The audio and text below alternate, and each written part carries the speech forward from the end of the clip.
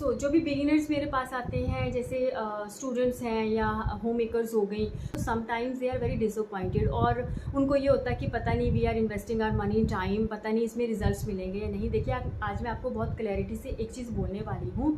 अगर आप सोचोगे कि आप ज़ीरो लेवल से शुरू करोगे और विद इन सम टाइम और within no time you are going to be fluent, तो ये ऐसा नहीं होता है। सिंपल सी बात है, बी प्रैक्टिकल, ठीक है।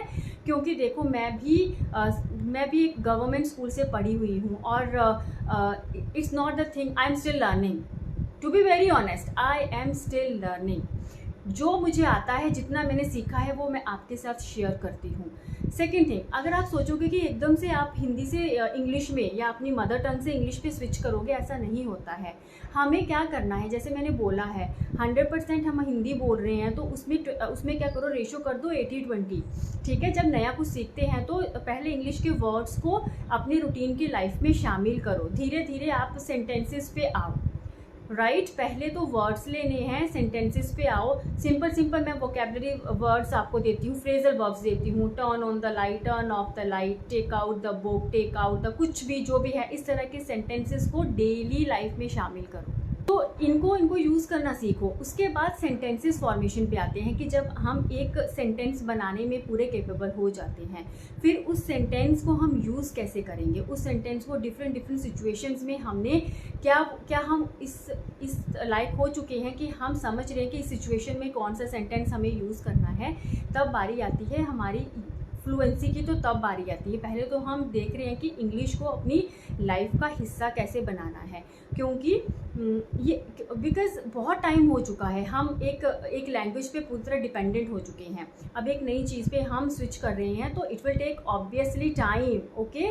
और ये ऐसे नहीं आएगा कि आप एकदम से सोचोगे कि बड़े बड़े सेंटेंसेस बोलना शुरू कर दोगे, हर एक चीज़ की वोकैबुलरी आपको पता लगेगी। लाखों शब्द हैं, कितनी सारी चीज़ों के वर्ड्स हमें पता नहीं होते हैं, उनके मीनिंग्स हमें पता नहीं होते हैं, उनके जैसे हिंदी के लिए कौन सा इंग्लिश वर्ड यूज़ करना है वो नहीं पता होता है। पहला स्टेप तो है हमें हर हिंदी वर्ड के लिए we should know the English word, है ना। फिर उसको हमने यूज़ करना है। पहले तो वर्ड्स की एक जो जर्नी है वो कंप्लीट करनी है, फिर सेंटेंसेस पर आएंगे। बट उसमें क्या है, छोटे छोटे फ्रेजल जो एक्सप्रेशंस हैं वो हम यूज़ कर सकते हैं डेली लाइफ में। जो आप काम करते हो, कर्टन लगाने हैं ना, ड्रॉ द कर्टन्स बैक, ऐसे छोटे छोटे सेंटेंसेस को स्विच करिए, आने दीजिए अपनी वोकैबुलरी में। And yes, English grammar.